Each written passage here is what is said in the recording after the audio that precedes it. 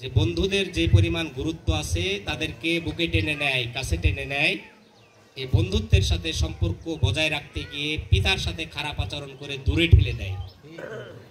নাউজুবিল্লাহ বলেন। এটা কার বাণী? রাসূলের বাণী। বলেন কার বাণী?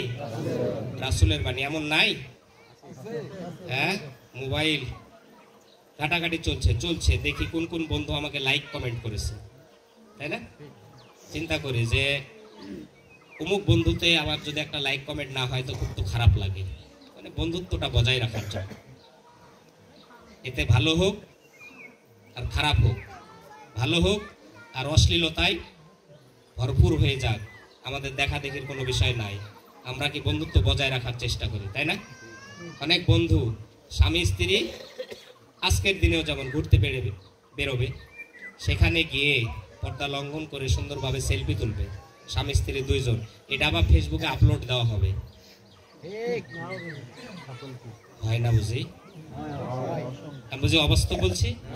এটা আবার আপলোড দেওয়া হবে, নিচে আবার বন্ধুরা কমেন্ট করবে। বলবো কমেন্ট গুলো একটা একটা করে? যুবকেরা ভালো জানে, তাই না? নাইস, কত সুন্দর, পারফেক্ট। মানে আপনি হক আদায় করে বেড়াচ্ছেন যে আমি কেন নিজের স্ত্রীকে একা একাই দেখবো।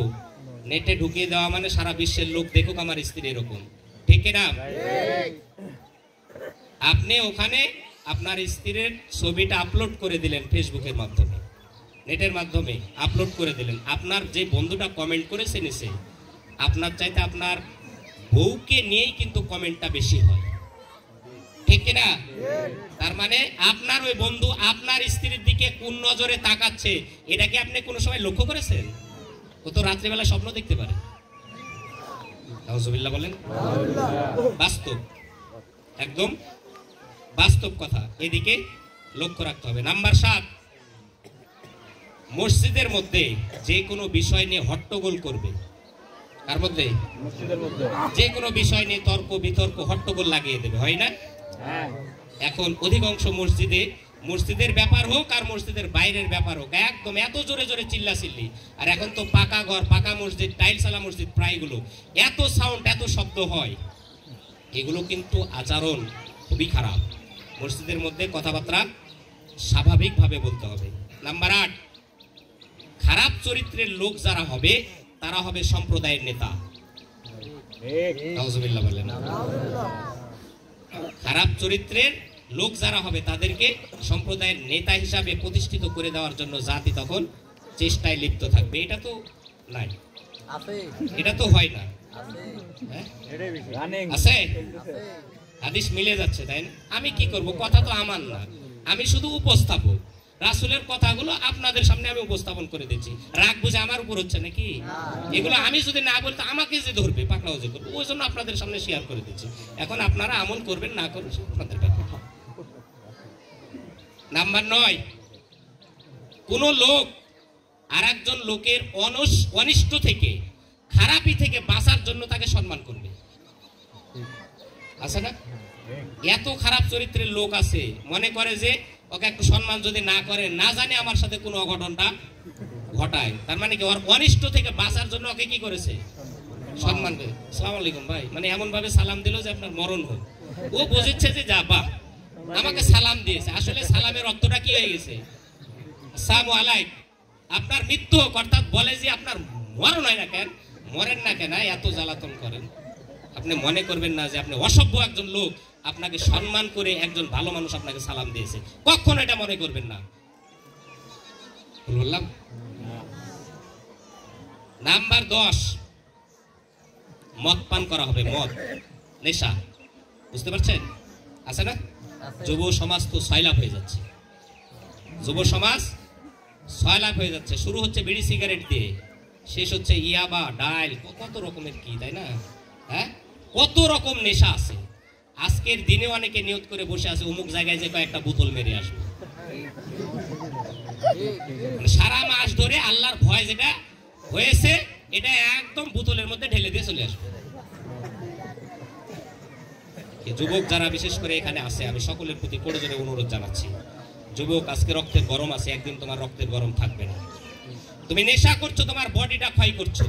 তুমি নেশা করছো, তোমার বডিটা ধ্বংস করে দিচ্ছ, তুমি অকাল মৃত্যুতে পরিণত হবে। কথা বলেন ঠিক কিনা? লক্ষ্য রাখতে হবে। নামাজ নাই, কালাম নাই, রমজান মাসেও নিজেকে মুসলমান বলে দাবি করে, রমজান মাসেও কপাল পোড়া মুসলমান নেশা করতে ছাড়ে না। আছে না নাই? এই নেশাটা এত মারাত্মক একটা জঘন্য জিনিস। রাসূল সাল্লাল্লাহু আলাইহি সাল্লাম বলছেন 3 ব্যক্তি কোনোদিন জান্নাত পাবে না, তার মধ্যে একটা নেশাখোর। একটা কি? ছোটখাটো নেশা যেগুলা, মাঝে মধ্যে প্রশ্ন আসে এরকম যে হুজুর সারাদিন তো রোজা রাখার জন্য বিড়ি সিগারেট খাওয়া হয়নি, তো ইফতারের পরে খাওয়া হবে তো নাকি? মানে রোজার মাসে সারাদিন তো খাওয়া যাবে না, রোজা আছে, ইফতারের পরে খাওয়া যায়, ব্যাপারটা এরকম হয়ে যাচ্ছে না? আবার অনেক মুসলমান আছে যে ইফতারি করার পরপরই মাগরিব নামাজের আগে কয়েক টান দিয়ে তারপরে যায়। মানে হকটা এতক্ষণ আছে, 12, 13, 14 ঘন্টা নাকি আছে, সাংঘাতিক ব্যাপার। নামাজটা হোক 10 মিনিট তো সময় আছে, আমি কয়েকটা মেরে লাস্টের রাকাত পাই, তাও কয়েকটা নামাক মারাই লাগবে। রমজান মাস যদি আপনাকে বিড়ি সিগারেট ছাড়াইতেই না পারে, সারা মাস ধরে প্রশিক্ষণ নিয়ে লাভ কি হলো? হ্যাঁ, এটা ক্ষতিকারক না? আমার মাঝে মধ্যে একটু মানে চিন্তা ভাবনা হয়, যারা ওই যে মদ খায়, সুয়ানি খায়, তো ওদের পেটের মধ্যে তো কিছু যায় নাকি? হ্যাঁ, একটা ভারী জিনিস একটা যায়, পানি জাতীয় যাই হোক একটা যায়, কিন্তু যারা বিড়ি সিগারেট খায় এদের পেটের মধ্যে কি যায় বলেন তো? না মিটবে ক্ষুধা, না ক্ষুধা নিবারণ হবে, না কি হবে, এমন একটা জিনিস যে পায়খানা টয়লেটে বসে বসেও খায়। গণশৌচাগার যারা আছে এর প্রমাণ ওখানে পাওয়া যাবে। বাস্তব না বাস্তব? মাঝে মধ্যে গণশৌচাগারে যে দেখবেন ওখানে রাখার আবার মুথা রাখার জায়গা আছে, যে আপনি ও টান দিবেন আর কাজ সারবেন। নাউজুবিল্লাহ বলেন। আসলে হাসির খোরাকের জন্য কথাগুলো বলেন, এটা মানব জাতিকে বাঁচানোর জন্য আমি কথাগুলো আপনাদের সামনে উপস্থাপন করছি।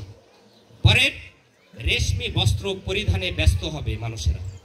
রেশমি বস্ত্রগুলো পুরুষদের জন্য হালাল নয়, বুঝাতে পারলাম?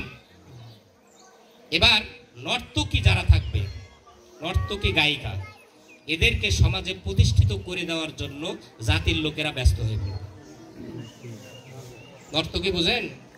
নাচ গান করে, নায়িকা গায়িকা যারা, এদেরকে সমাজের নেতা বানানোর জন্য জাতির লোকেরা ব্যস্ত হবে। এখন তো হয় না, তাই না? দাঁড়াতে দেরি, পাস করতে দেরি নাই। কষ্ট লাগছে না?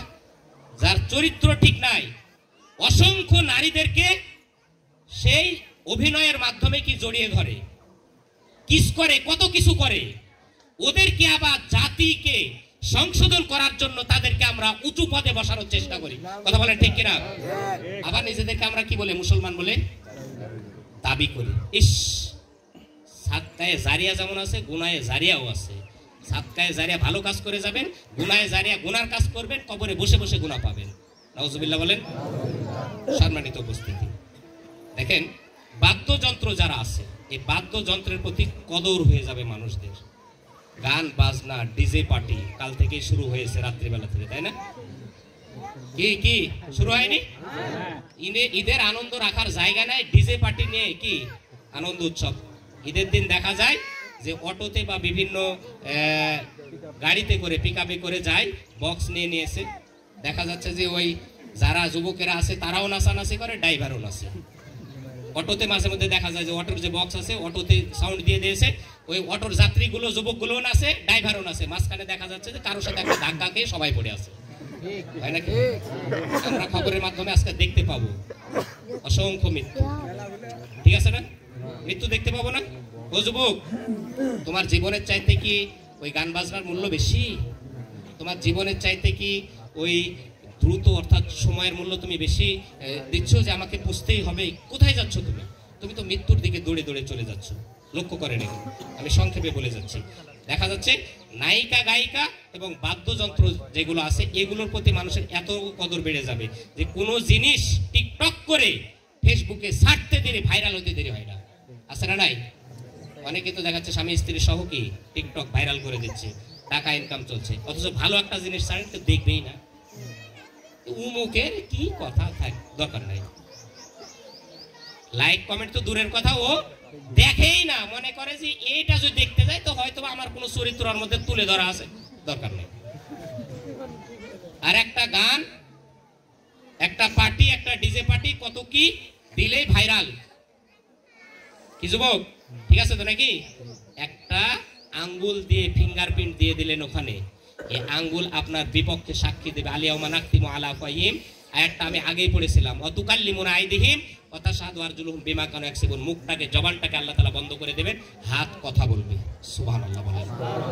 হাত বলবে যে আল্লাহ এটা দিয়ে ও বলেছিল তোমার স্ত্রীকে নাইস লাগছে দেখতে, লেখা হয়ে গেছে, ঠিক আছে না?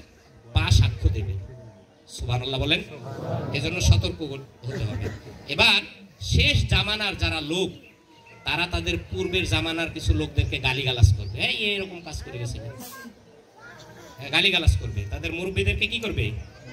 গালিগালাজ করবে। রাসূলুল্লাহ সাল্লাল্লাহু আলাইহি সাল্লাম বলছেন যে এই কাজগুলো, এই অপরাধগুলো যখন মানুষেরা করবে তাদের উপর কিছু কিছু আযাব নেমে আসবে। এতক্ষণ অপরাধের কথাগুলো বললাম, এবার আযাবের কয়েকটা কথা বলে শেষ করে দেব ইনশাআল্লাহ। বিরক্ত হলেন? নাম্বার 1, বিভিন্ন সময় অগ্নিবায়ু হবে, অর্থাৎ বাতাস এমন হবে যে মনে বলবে আগুনের ঝলকানি লাগছে। এগুলো আযাব, আমাদের নিজের হাতের কামাই করা ফসল। নাম্বার 2, বিভিন্ন সময় ভূমিকম্পের মাধ্যমে ভূমিধস ঘটিয়ে দেবে আল্লাহ। হয় না তখন নাকি? এগুলো এই অপরাধের কারণে, আমাদের অপরাধের কারণে এই সাজাগুলো আল্লাহ তাআলা কি দিচ্ছেন।